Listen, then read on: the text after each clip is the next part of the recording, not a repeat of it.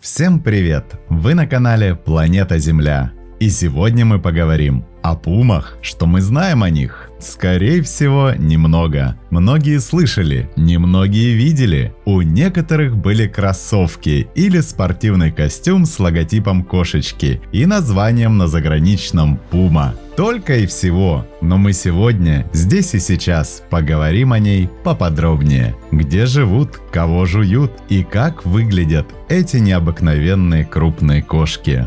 Пумы. Поехали! Итак, пума, она же кугуар или горный лев, самый крупный хищник из семейства кошачьих Нового Света, самая прыгучая хищница американских континентов, одна из самых загадочных и широко распространенных хищных млекопитающих в Северной и Южной Америке. Пумы обладают одним из самых обширных ареалов среди наземных млекопитающих в западном полушарии. Ее можно встретить от Канады до самой южной точки Южной Америки, Патагонии. Она приспособлена к разнообразным средам, от лесов и горных систем до пустынь и тропических лесов. Название этого хищника произошло от говора перуанских индейцев. Эта народность верила в легенду, гласящую, что пума – это заблудшее дитя, выбравшее неверный жизненный путь. Возможно, такие стереотипы у индейцев сложились из-за того, что кугуары часто охотились на домашнюю скотинку. Еще одно имя пумы – американский лев. Такое название дали и переселенцы из Нового Света. Кстати, пума включена в число мировых достижений и внесена в Книгу рекордов Гиннесса, как животное, у которого больше всего названий. Только англоязычные государства насчитывают более 40 наименований этой королевской кошки. Наиболее распространенные это кугуар, горный лев, оленей тигр, дикая кошка, рыжий тигр, и все это пума. В прошлом считалось, что есть более 25 видов этих животных, но в современном мире на основе генетических экспертиз выделяется всего 6 подвидов, отличающихся только территорией проживания, растянутой по 2 материкам. А еще одно исследование ДНК показало, что самым близким родственником этих хищных кошечек является гепард. Одними из наиболее древних предков пумы были животные из группы миоцидов, жившие около 50 миллионов лет назад. Эти мелкие плотоядные млекопитающие обитали в лесах и охотились на мелких млекопитающих. Миоциды дали начало предкам современных кошек и других плотоядных животных. Примерно 20 миллионов лет назад на сцене появился род Псевдоилурус, который считается предком всех современных кошек. Псевдоилурус обитал в Евразии, Северной Америке и имел сходство с современными мелкими кошачьими. Эти животные были среднего размера и обладали характерными для кошек чертами, такими как острые когти и способностью лазать по деревьям. Псевдоилурус дал начало 2 основным ветвям кошачьих – ветви больших кошек пантерам и ветви малых, к которым, несмотря на свои размеры, относится пума. Одним из интересных доисторических родственников пумы является Мираценоникс, также известный как американский гепард. Мираценоникс обитал в Северной Америке около 2-5 миллионов лет назад. Этот хищник был внешне очень похож на современного гепарда, хотя теснее связан с пумой, чем с настоящими гепардами. Мираценоникс был адаптирован к быстрой погоне за добычей, что делает его отличным примером конвергентной эволюции. Явление, когда различные виды развивают схожие черты в ответ на схожие экологические условия. Тем не менее, несмотря на внешнее сходство с гепардами, Мираценоникс был генетически ближе к пуме, чем к африканским гепардам. Современные предки пумы появились около 4 миллионов лет назад, когда кошачьи мигрировали из Азии в Америку через Берингов перешеек. Предполагается, что пума и ягуарунди, видео про которое тоже есть, делящие часть своего ареала в Америке, разделились от общего предка около 2 миллионов лет назад. Во время плейстоцена пумы жили по всей Северной и Южной Америке, включая районы, которые сейчас покрыты льдами или были затоплены. В этот период пума столкнулась с множеством конкурентов, таких как саблезубые кошки, например, смелодоны, и гигантские медведи. В конце плейстоцена, около 10 тысяч лет назад, произошло массовое вымирание мегафауны, в результате чего исчезли многие крупные млекопитающие и хищники, такие как саблезубые кошки и короткомордые медведи. Пума сумела выжить в послеледниковом мире мире, благодаря своей способности адаптироваться к изменениям климата и доступности пищи. Сегодня она остается одним из самых успешных хищников в Америке. Кстати, видео про историю появления кошек есть у нас на канале. Пума не такая большая, как лев или тигр, и уступает в размерах ягуару. Но относительно других кошачьих, это довольно крупное животное. Она больше, чем леопард, и тем более гепард. Обитает горный лев, как вы уже догадались, на территории Северной и Южной Америки. Пума находится на вершине пищевой цепи, поэтому реальную угрозу для нее могут представлять только такие матерые хищники, как и она сама. На первом месте, конечно, ягуары, которые, пользуясь своим превосходством в массе и силы, устраняют пум, как своих основных конкурентов. Также в числе врагов пумы находятся волки, которые нападают стаями, и крупные медведи, такие как гризли. А вот небольших барибалов пума периодически атакует сама. Кошка недолюбливает их за то, что они часто находят и съедают спрятанную ей добычу. Пумы в основном ведут одиночный образ жизни. Они хищники-индивидуалисты, предпочитающие жить уединенно, не нарушая при этом суверенитета чужих владений. Да, в этом собственно и нет особой необходимости. Участок, занимаемый только одним самцом, составляет 30 и более квадратных километров. У самок более скромные претензии. Им хватает и 10-20, хотя и эту территорию животное может обойти только за несколько дней. Они встречаются на абсолютно разной высоте, от равнин до гор высотой 4700 метров над уровнем моря. Горные львы прекрасно адаптированы к жизни на пересеченной местности. Пума легко передвигается по горным склонам, отлично лазает по деревьям и скалам и при необходимости хорошо плавает. Хотя пума считается крупным хищником и относится к семейству кошачьих, она не относится к настоящим большим кошкам. Семейство кошачьих, насчитывающее около 40 видов, в свою очередь делится на две группы, исходя из размеров животного. Тигр, лев, леопард, ягуар, ирбис, гепард – представители немногочисленного рода крупных кошачьих. Большая же часть животных этого семейства, а это более 30 видов, относится к так называемым мелким диким кошкам. Именно к этой группе, как это ни удивительно, относится пума. Кошка довольно внушительных размеров. В длину она достигает 2 метров, при размере хвоста 80 сантиметров, при массе 100 килограммов. Правда, живущие на равнинах весят вдвое больше, чем горные. К тому же встречаются и очень миниатюрные, длиной всего 1,5 метров и весом 45 килограммов. Самцы крупнее самочек. А цвет шерсти пумы может быть разным, от серебристо-серого до красно-коричневого, опять-таки в зависимости от того, где они живут. Одним из ключевых отличий пумы является то, что она не может рычать, как львы. Вместо этого она издает другие звуки. Она может мурлыкать, фыркать, шипеть и даже издавать пронзительные крики, которые напоминают крик человека или визг. Вопреки расхожему мнению, пума довольно тихое животное. Громкие вопли, похожие на человеческие крики, она издает только в брачный период. Главное же оружие пумы – это не острые когти и зубы, как может показаться на первый взгляд, а скрытность и бесшумность. Именно эти качества дают кошке возможность успешно охотиться. Охотится пума преимущественно по ночам. По большей части ареала ее рацион состоит в основном из копытных, но мясной рацион довольно разнообразен. Нет оленя, найдем что-то поменьше. Ловит бобров, скунсов, броненосцев, койотов и рысей. Енот или барсук вполне подойдет. И раз копыта и размер не главное, может перекусить и хомяком. А если кто-то прополз, например, змея,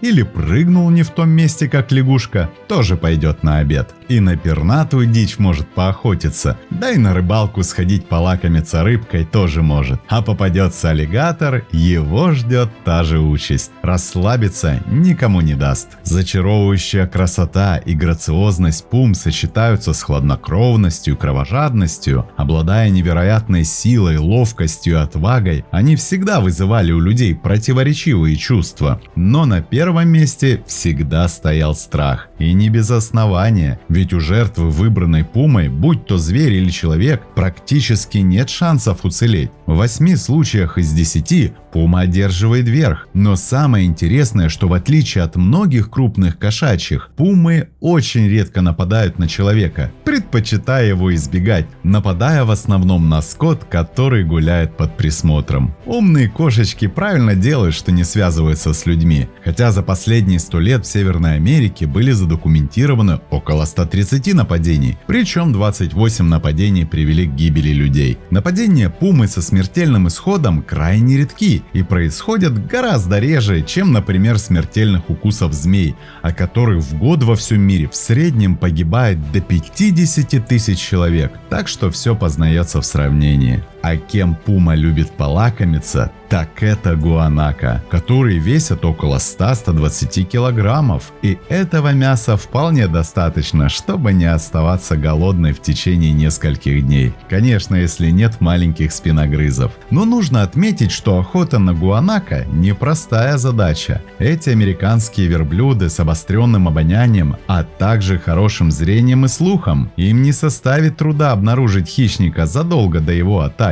Поэтому пуме приходится проявлять немалую выдержку и осторожность, чтобы не спугнуть добычу раньше времени. Пума – искусный охотник. Эта кошка славится своими прыжковыми способностями. Она может прыгать в высоту до 5 метров и совершать горизонтальные прыжки на расстоянии до 10. Эти способности делают пуму одним из лучших прыгунов в мире животных. Такая ловкость помогает ей охотиться на добычу, прячущуюся на деревьях, или пересекать сложные ландшафты. Но главный козырь пумы – это фактор неожиданности. Она кружит вокруг стада лам, чтобы оставаться с подветренной стороны, подбираясь как можно ближе, а потом нападает, совершая свои невероятные прыжки навстречу жертве. Когда пума поймает свою добычу, она может выдохнуть. Но расслабляться еще рано. Всю добычу она не съест за один раз, а тащить ее в укромное место пума не всегда готова, поскольку это требует дополнительных сил, а силы хищники привыкли экономить. В среде обитания пумы нет наглых гиен и шакалов, как в Африке, однако тут водятся свои падальщики, например, крупные птицы и лисицы. Если дать им волю, то они не оставят от пойманной добычи кусочка, поэтому пума, на месте утолив свой голод, пытается замаскировать добычу листьями и ветками. От лисиц этот прием мало помогает, однако пернатые падальщики могут и не заметить добычу с высоты птичьего полета. А что у нас с делами семейными? Хотят любви наши одноцветные американские котики всегда. Определенного сезона размножения у пум нет, хотя в северных широтах он обычно растянут с декабря по март. Спаривание, как и у других кошек, сопровождается бурными драками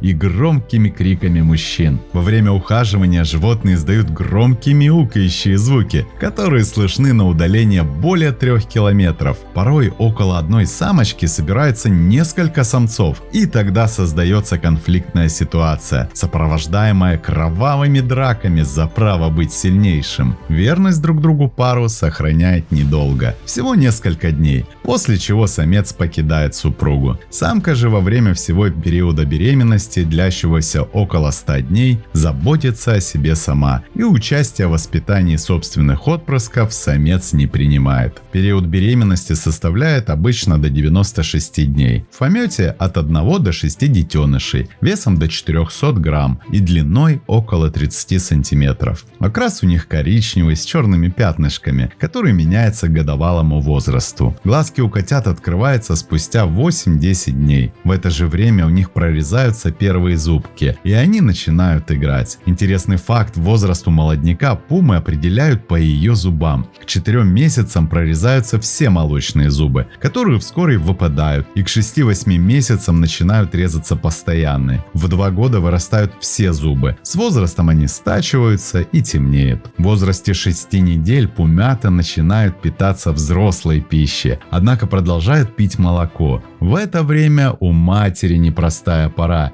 Ей приходится приносить добычи в 3 раза больше, чем обычно. До 15 до 26 месяцев детеныши остаются с мамой. Затем отправляются на поиски собственных охотничьих участков. Молодые пумы, особенно после того, как они покидают маму, сталкиваются с множеством угроз. Основные опасности исходят от других взрослых самцов, которые могут убить молодых пум в борьбе за территорию. Также молодняк может стать жертвой крупных хищников, таких как медведи или волки, или попасть в ловушки браконьеров. Половой зрелости самочки достигают в 2,5 года, а самцы в 3. В природе пума обычно живет 10-13 лет, в зоопарках до 20. Несмотря на то, что охота на пум запрещена практически во всех государствах, из-за нападок на скотоводческие фермы продолжается истребление американских львов, но так было не всегда. До появления на американском континенте европейцев пумы водились во всех лесных и горных областях Нового Света. Индейцы относились к ним с благоговением, приписывая им магическую силу, а для отпугивания темных сил вешали перед входом в свои жилища когти этой кошки. Поселенцы же не разделяли их пристрастий, так как эти хищники, прельщаемые возможностью легкой добычи, во множестве уничтожали домашний скот фермеров. Один из подвидов пумы, обитающий в штатах Вайоминг, Колорадо и Юта, даже получил название «истребитель лошадей». А потому началось массовое уничтожение хищников. Люди строили на них ловушки, а также охотились с собаками, которые загоняли пум на дерево,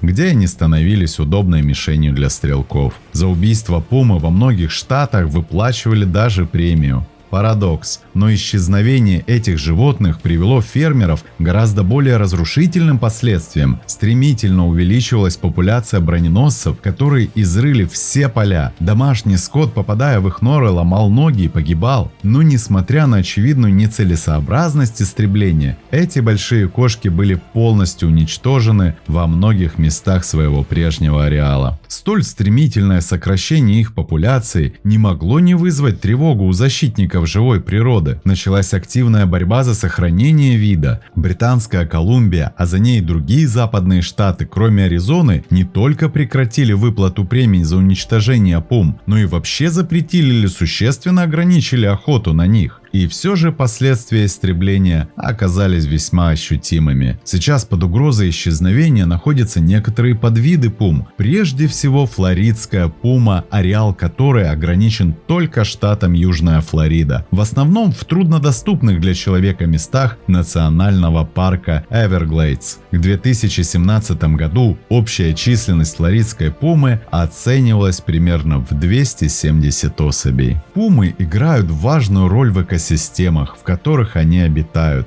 и их величие не ограничивается только физической мощью и грацией. Эти крупные хищницы выполняют ключевые функции, поддерживая баланс между травоядными и хищниками, и способствуют сохранению биоразнообразия и выполняют роль индикаторов здоровья экосистем. Пумы – настоящие экосистемные инженеры, чья охотничья деятельность влияет на жизнь сотен других видов, от разнообразных падальщиков до травоядных животных. В отличие от волков и медведей, которые утилизируют добытые туши почти полностью, пумы оставляют большую часть нетронутой. Это запускает многоуровневую цепочку событий, в конце концов обеспечивающую охотника новой добычей. Пумы оказывают трофические каскадные эффекты на экосистемы. Эти эффекты возникают, когда изменения в популяции хищников оказывают влияние на популяции животных и растений, находящихся на более низких уровнях пищевой цепи. Примером может служить экосистема Йеллоустонского национального парка, где восстановление популяции волков и пум привело к снижению численности оленей, что дало возможность лесам и кустарникам восстанавливаться. Это восстановление, в свою очередь, привело к увеличению разнообразия птиц и других животных, которые зависят от растительности для укрытия и пищи. Таким образом, присутствие пум в экосистеме помогает сохранять биоразнообразие на всех уровнях. Так что пумы – это не только величественные и красивые хищники, но и важнейшие элементы экосистем, где они обитают. Их адаптивность и способность выживать в самых разных условиях делает их не только хищниками хищниками, но и важными участниками экологических процессов, влияющие на здоровье и устойчивость целых экосистем. Смотрим, слушаем, записываем, подписываемся. Не забываем ставить лайки и делиться этим видео с друзьями. Это очень помогает продвижению. С вами канал Планета Земля.